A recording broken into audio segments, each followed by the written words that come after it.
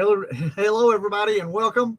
I'm Roger Pascal, and we're back with another fireside chat. Today, we have somebody very special with us, Nick Lubeck. Nick is an investor here in Texas, and Nick and I have been working together for a few months. So, Nick, how are you doing tonight? I'm good. How are you? I'm doing great.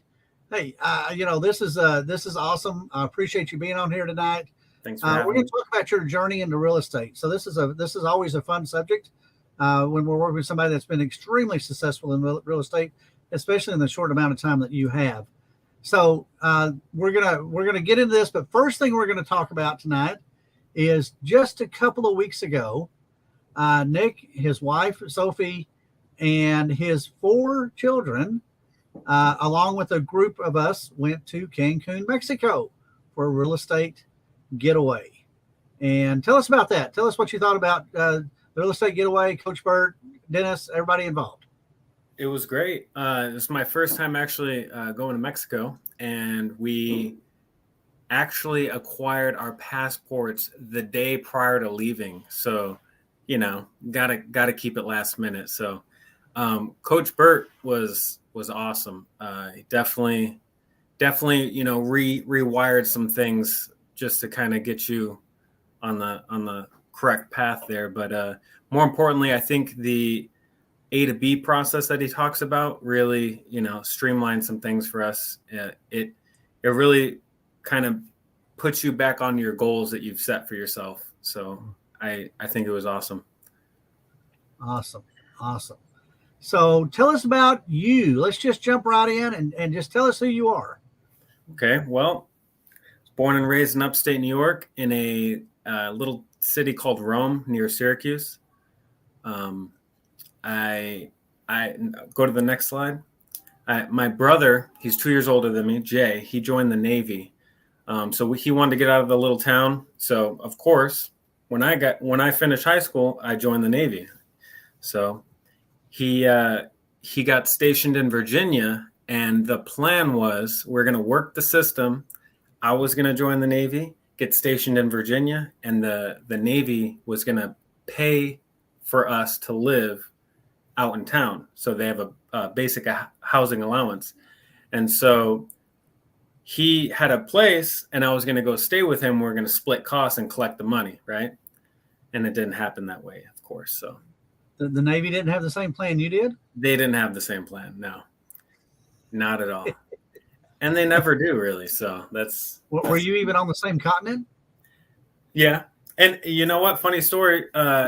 The end of my Navy career, we were stationed in the same squadron together, which was a little cool thing there. All right. But go ahead to the next slide. So there we are in the little red dot, upstate New York. He was stationed right there in Virginia. And so you could see how close it would have been. We'd go back home, visit on the weekends, whatever it is. But instead, next slide, they sent me over there. Not in the area, it's a little funny up in that area. And we didn't also have to deal with the Southern California tent city. Next slide. Yeah, we didn't have to deal with that. We were actually in the center, which is like more agricultural in the Central Valley. And here's a little picture of what that area looks like. Go ahead, right there. Beautiful. So what happened? Why didn't you stay on the East Coast? Why did you decide to go to the West Coast? So I didn't choose. So when I finished my schooling, they allow you to choose where you want to go. And so, of course, California was open, but there was a lot of Virginia orders.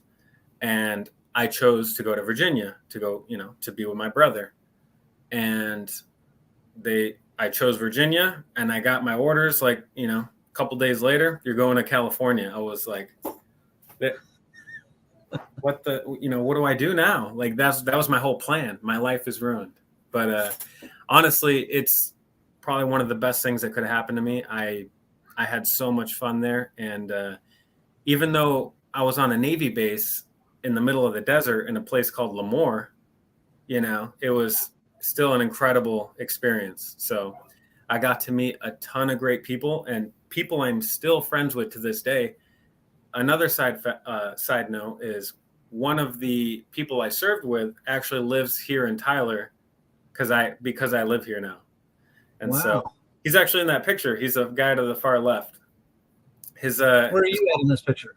I'm at the far right. Oh, So okay.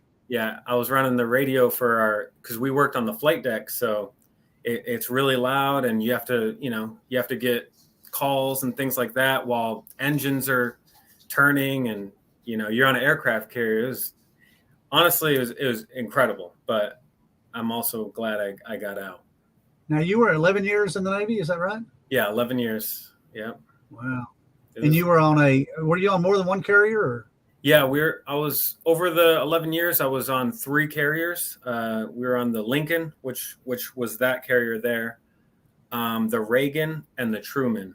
And so we're not always on carriers. That's only for when we get deployed or we are doing workups and trainings and things like that. So You stayed on the presidential carriers. yeah. It definitely was not like that. I should show you where we slept and you just, see those pictures. But yeah, so we got to travel a lot, of course. I got to see some pretty cool places. Thailand, I'm sure you've heard some stories of that. Bahrain, Dubai, there's many others. But among that and my time in the Navy, we learned a ton of valuable skills. So leadership, they forced you to get uncomfortable, which was, one of the other things we talk about. But the deployments, after I had a family, they became very difficult because now I'm leaving for months and at a time, and now I have to come back and try to work back in to integrate there. But on my last deployment, while we were underway, I read some books, and specifically, the first one was The Monk Who Sold His Ferrari, which is I have a picture of right here. That one was the first book that kind of changed my way of thinking. So in between flight ops, I'd be downstairs, reading the book, and I was just kind of, it was a whole new world of thinking. And then I read, of course, like a lot of people, this next book, Rich Dad, Poor Dad, and I'm sure most of your audience has read this. But I remember reading that book, and then I was looking at everybody. I was like, what the hell am I doing here? And so I decided, among other reasons, there was so many reasons why I decided to get out, but this definitely helped me a lot to just be like, you know what? I'm working so hard for the military where there is a cap, there's a ceiling, and no matter how hard I work, you cannot, bust through that.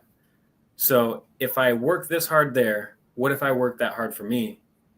And what could my life then be like? And more importantly, my time would be my own instead of being on somebody else's time where I have to be away from my family for many months at a time and, try to come back. You've heard the stories of, people being gone for a long time and then coming home to their little children, and they'll, it gets weird, when you're trying to build that relationship back when they're very young and they just don't know who you are, So I called it quits. So I was like, yep, that's it. So I gotta stick with them. Wow. But yeah, made the decision. After 11 years, I'm going to separate. A lot of people were like, you're halfway there. Just do it, And nope. Yeah. How old would your daughters be if you kept your 20 years, 25, whatever that time frame is? Man, so at 11, that was 4 years ago. They would be 14, maybe 15. Wow. Yeah. Yeah. And that would be, on and off there. So in the Navy, you have shore duty and sea duty, and sea duty is when you get deployed, but that's usually within 4-year spans. Sometimes you'll get deployed twice or maybe 3 times, depending. Shore duty's all right because you don't leave, but either way, you're bound to the time of the Navy. If they want you to stay after work, you're staying after work. There's no. And what do you think? Walk off the carrier, right? Yeah. Well, yeah, exactly. Dive off real quick. Wow. So now tell us about your first deal. So yeah, I guess transitioning out of the Navy, I was supposed to work for Boeing, and that was my plan. That didn't work out. They had some problem with the Boeing Max, and they stopped hiring in that little window that I got out. And so I decided to start wholesaling because it was something that I was reading on, and I didn't fully know how to do it. I just knew, step 1, get a house under contract, make a deal, and this house that you see here is actually the first property that I wholesaled. And it came with its own set of challenges because this is the first time I ever had to do an easement. It was actually the only time. But my first deal, I don't know anything about real estate. And the guy that's willing to sell me this house wants me to do an easement.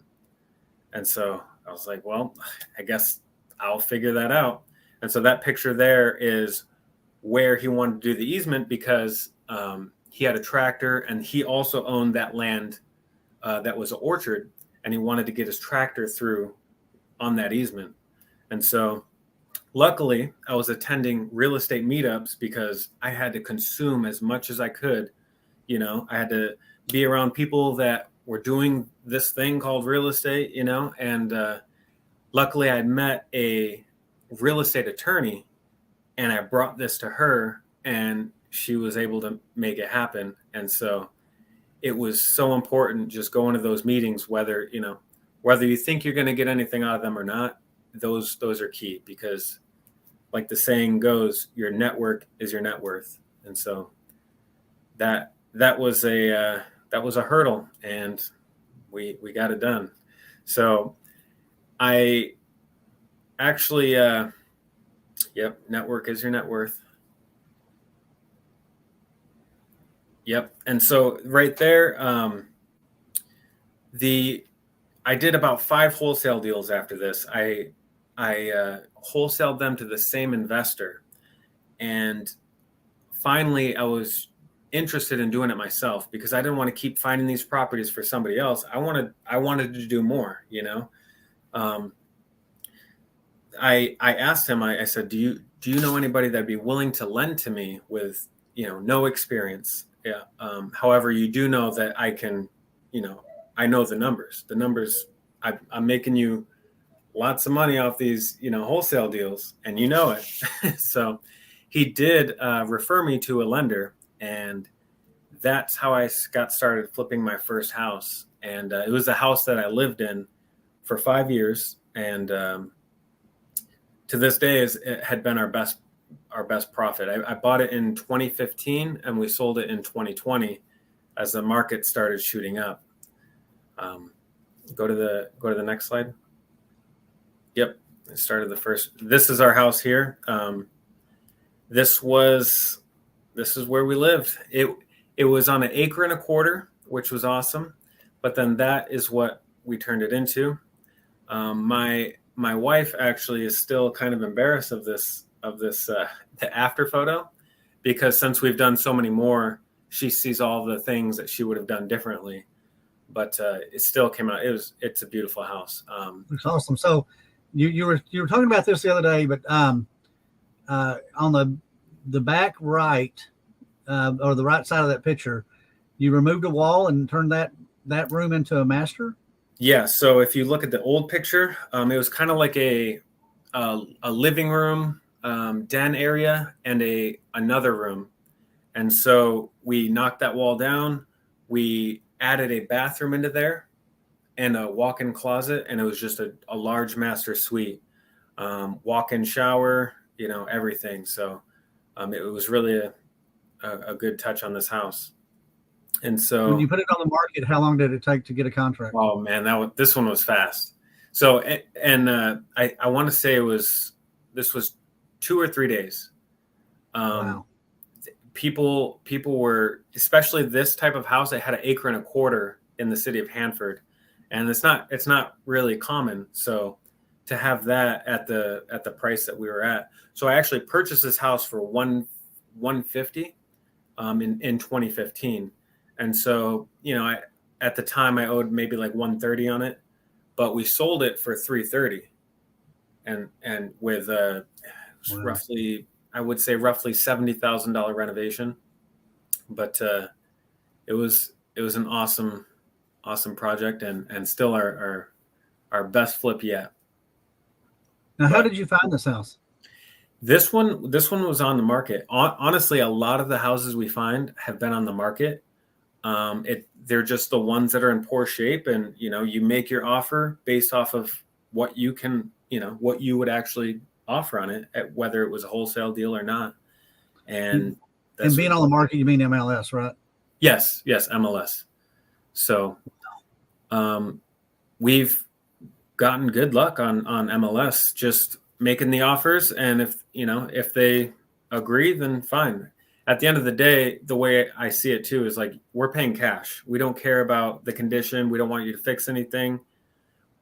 Would you be willing to pay a little bit lower for cash and ease, just to wash your hands of it, and we'll take care of it, Solve their problem. Yep, solving a problem. This house here is this isn't in a chronological order or anything like that, but this, I think, was our fourth house that we flipped. And so you can see we did make some bigger changes, like the stove. We moved to another wall so we can kind of make it its own viewpoint, I guess. We did a whole cabinet wall in the back, you can see there. But this was another property that we got off the MLS. The purchase price, I remember, was $215, and we sold this one for $340. Wow. And with $60,000 renovation. Wow. Yep. Wow.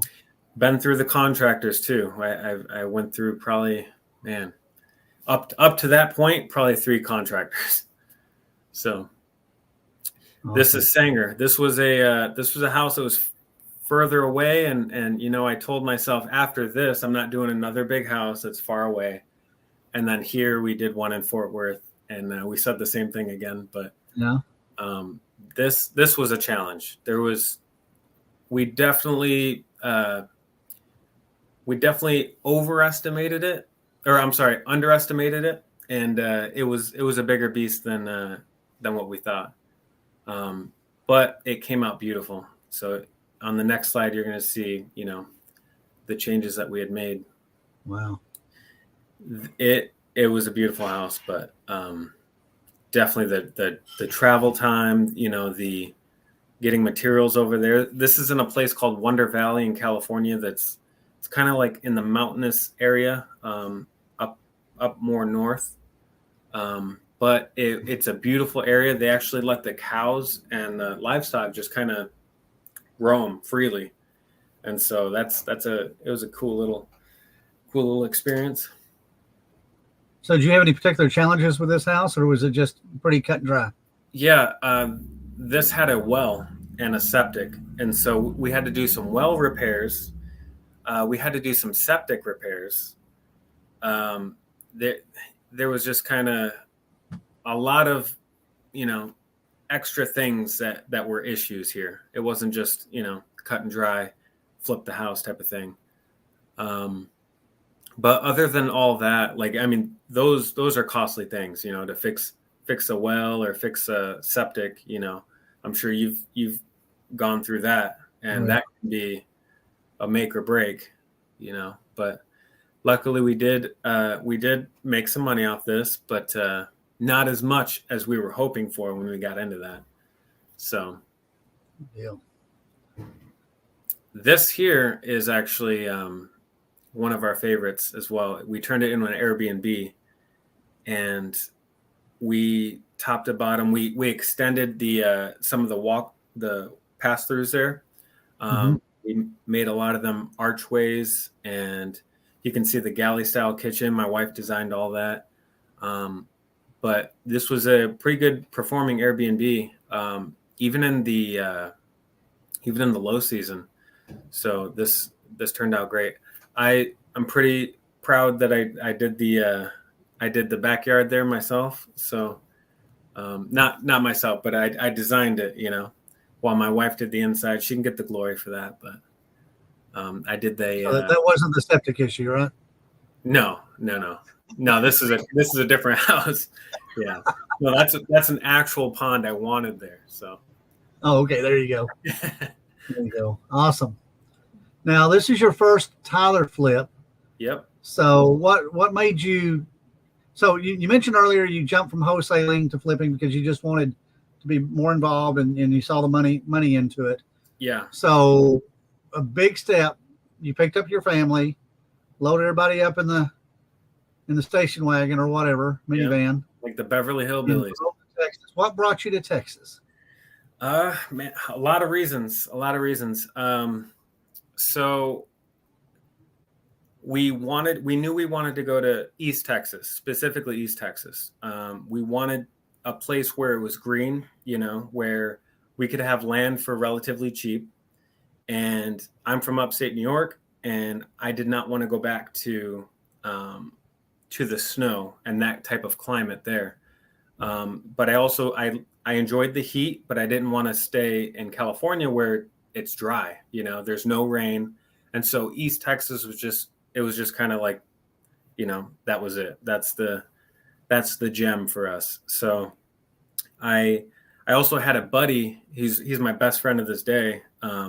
I visited him in San Antonio, and I just thought it was incredible. I was like, man, I love everything about it. So we decided to look in East Texas. We want to be a little bit north.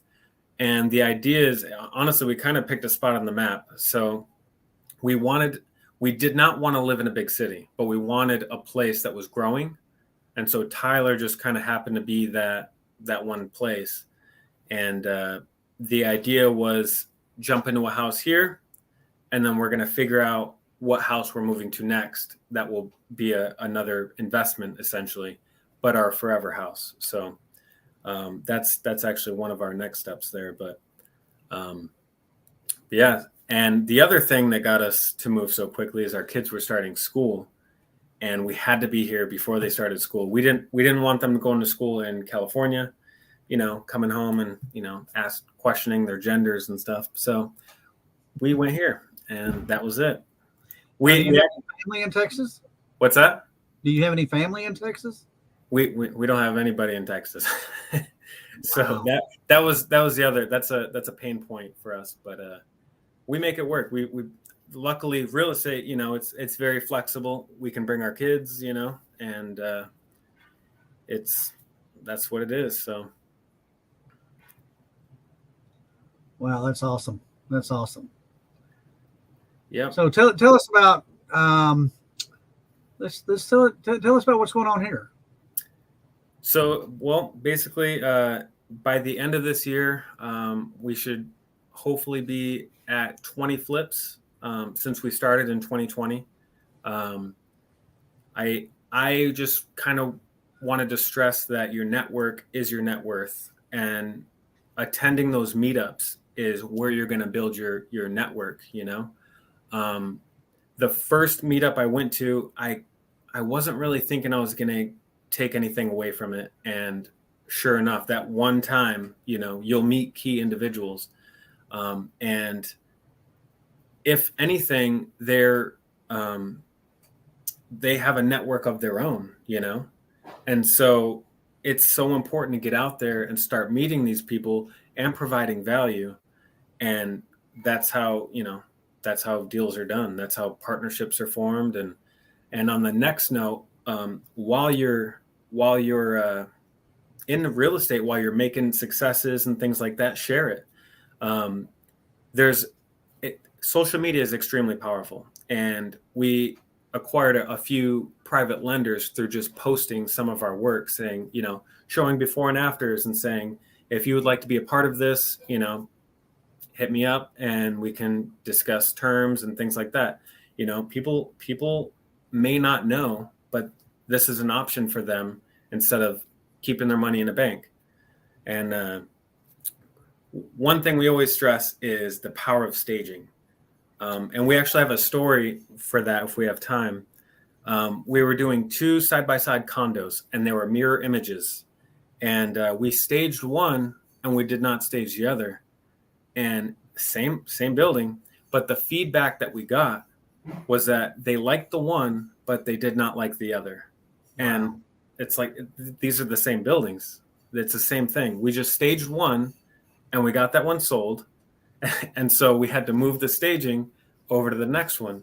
So our standard is we stage every property, and we do it ourselves though. So that's kind of the thing there too. My wife is the brains behind all that. But last but not least, I would say get uncomfortable.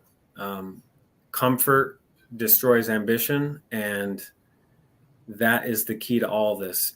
As you become successful or start making these small successes, you're going to start getting comfortable, and that could lead to being complacent. And I think that trip to Cancun kind of rewired it too. It's like, what, I'm starting to get comfortable, and so that's why it's so important to not be in your comfort zone and bust out of that. Absolutely. So this is incredible. This is an incredible journey for you. So what's next? What's next for you? What are you looking? Getting uncomfortable is a key point there, but what is your next big thing to transition into? Well, there we have a few things that we're looking to do. We're actually hoping to close on our dream house that we're going to renovate into a Spanish colonial hacienda. It has a lot of land, and the idea is, we start our dream house there. But more importantly, we're transitioning into multifamily, and the idea would be, apartments, things like that, commercial real estate. And Grant Cardone said, why would you put the energy into single family homes when you could put the same energy and effort into multifamily? And that really hit me. I was like, you know what? That's very true. Same energy. You design one and you can do them all, So. Absolutely. Yeah. Absolutely. So what are you hoping to pass on to your children as you build this industry for you? Well, just a good work ethic. I want them to know the value and the power of real estate and making connections with people. And I want them to have their own rentals and own interest in real estate before they get out of high school. That's kind of my goal as a father, to leave them with something that they can then handle themselves. But it's, especially today, I think it's so important. You have to have streams of income that whether they want to go out and be doctors or car mechanics, who cares? I really don't care what they do, as long as they're happy doing it. But I want real estate to be in their portfolios, Mm-hmm. So that's kind of how I see it going down. Wow. So I think you mentioned you've got 3 properties you're doing right now. Yes, I have 2 that are side by side in Tyler. We just listed the one that was in Fort Worth, and we have one that we should be finishing it up here. It's actually this house that we're staying in. It was the one that we came here in, and it's been a slow flip. Having 4 kids, and it's a process. I feel like sometimes we're just taking steps backwards, but But no, it's great. But after this, we're hoping to close, like I said, on the Spanish hacienda style house there. And yeah, that's it. That's it right now. Oh, and also I almost forgot, we have a smaller flip here in Tyler as well. That we'll probably make into a rental. It's like a little house, kind of. It's not really North Tyler. It's eastish. I'm sorry, westish. But should be a pretty good one. Yeah. Awesome. Well, I'll tell you what a great story that is. And so most of your funding comes from private lenders, is that right? Correct. We left that out. Yeah. Private lenders. I have used a hard money lender before. It's great. Any way you can get into projects is great. But I personally wasn't a fan of the draw system because, I need it when I need it, and so I do appreciate the private lending aspect of, this is what I'm going to give you. This is the percent, and you'll have this back in, X amount of days or weeks or whatever the duration is. I like just the kind of freedom that provides. So, and I think having that too is important. If you have a track record, I don't expect people to just drop you money and, you don't have anything to show for it. So Right. That's definitely important. So, but Awesome.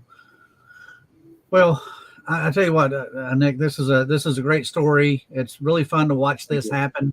In my career, almost 20 years in this, I've watched this happen so many times, and how so many people have changed the legacy in their life of where they were going to be. And it was great that somebody, it was unfortunate, but it was great that somebody made a mistake on an airplane and caused you to have to go look at other areas there. And a lot of us come from entrepreneurships. I think your dad owned a flooring store, and a lot of us come from that type of environment. Sometimes we have to dig in our console for some change to make that deposit in the bank to cover that check you have out there. Yep. So, and I'm looking forward to watching your business grow. So thank you for joining us tonight. Hope to have you on again to share some more success stories and some. I love to see the before and after pictures. You've got a great video on that Tyler house that we just showed, before and after on that your videographer did, and that is just absolutely superior on that. Thank you. So, thank you for being on here tonight. Did you have anything to close out with? No. Thanks for having me. I appreciate it. This is I enjoyed it, and hopefully I can have more and better content for you next time, and we'll try to get some videos worked in here. So, all right, it's more to the eye. That'll work. Nick, thank you so much. We will see you next time, and thank you everybody for being on here tonight and watching this as a recording in the future. Thank you so much. Talk to you later. Bye. See you later.